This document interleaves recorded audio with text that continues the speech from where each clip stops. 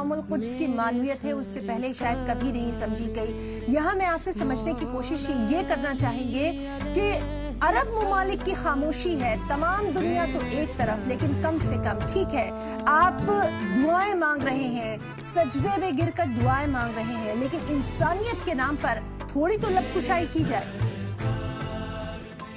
میں اپنی بات کی شروعات امام مظلوم اور امام معصوم سیدنا امام جعفر صادق علیہ السلام کے اس قول سے کرنا چاہوں گا جو بہت ہی تاریخی جملہ ہے اور جس نے انسپائر کیا امام خمینی کے انقلاب کو، اور وہ جملہ ہے کل یوم یوم عاشورا وکل ارض ارض کربلا۔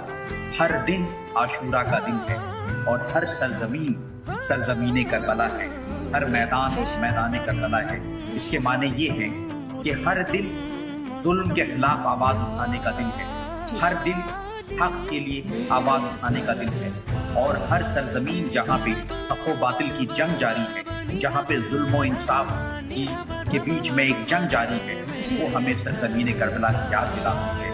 اور اسی جملے نے امام خمینی کو بانی انقلاب اسلامی Iran 1979 Islamic revolution of Iran کے بانی فاؤنڈر امام خمینی کو مجبور کر دیا۔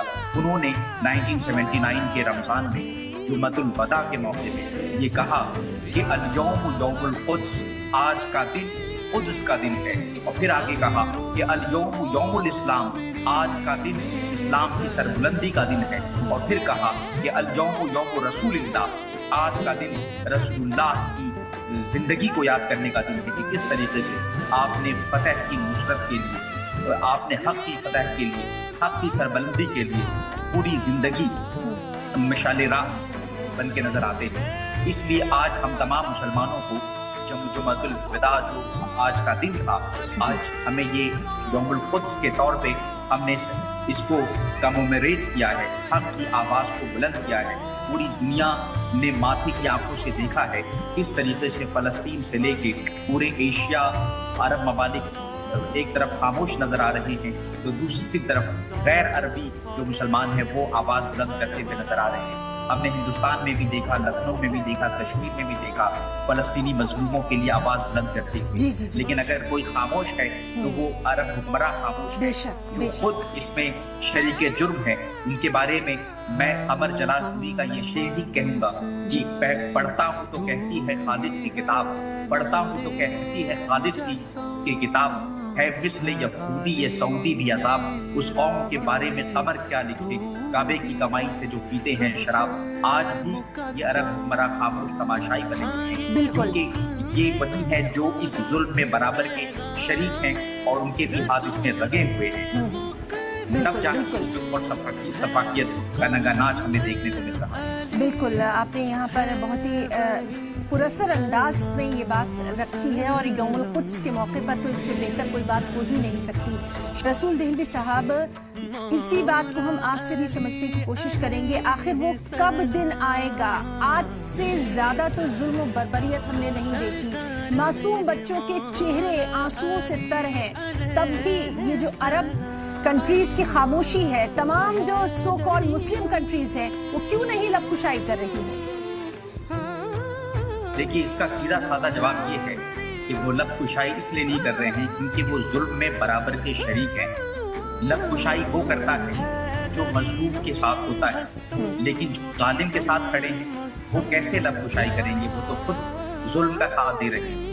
رسول اللہ صلی اللہ علیہ وسلم کا ارشاد گرامی ہے، انصر اخاک ظالمن کان او مظلومن، یعنی اپنے بھائی کی مدد کرو چاہے تمہارا بھائی ظالم ہو یا مظلوم ہو۔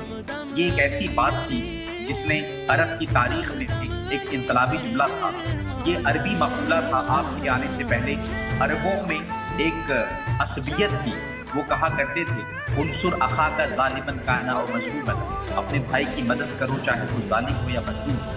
لیکن یہی بات رسول اللہ صلی اللہ علیہ وسلم نے دوسرے معنی کے ساتھ کہی۔ آپ نے کہا ظالم مظلوم کی مدد تو یہ ہے کہ آپ اس کے ساتھ کھڑے ہو جاؤ، لیکن ظالم کی مدد یہ ہے کہ اس کو ظلم سے روکو۔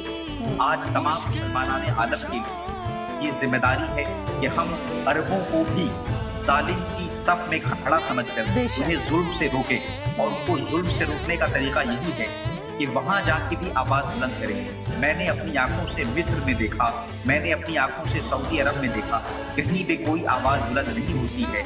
मिस्र में जहां मजलूम फलस्तीन एडमिटेड हैं कई सारे हॉस्पिटल्स में, वहाँ एक हॉस्पिटल है कैरो में, अल मुहंदिसीन, वहाँ मैंने विजिट किया और वहाँ देखा फलस्तीनी फैमिलीज एडमिटेड हैं लेकिन उनको कोई पूछने वाला नहीं है। कुछ एम्बेसीज हैं, यूरोपियन एम्बेसीज हैं, उन्होंने उनको वहाँ एडमिट किया हुआ है, स्वीडन की एम्बेसी ने वगैरह वगैरह, लेकिन उनके साथ कोई खड़ा होने वाला नहीं, उनके रूम रेंट कोई देने वाला नहीं, उनको गजा कोई रिलीफ पूछने वाला नहीं, फूड रिलीफ पूछने वाला नहीं। खुद दयारे अपने ही दयार में वो अजनबी बने हुए हैं, यानी मुसलमानों के दयार में ही मिस्र में वो अजनबी बने हुए हैं। बिल्कुल बिल्कुल, आपने ठीक कहा कि अपनों ही ने जब इतना जुल्म किया है तो फिर जाएं तो जाएं कहाँ।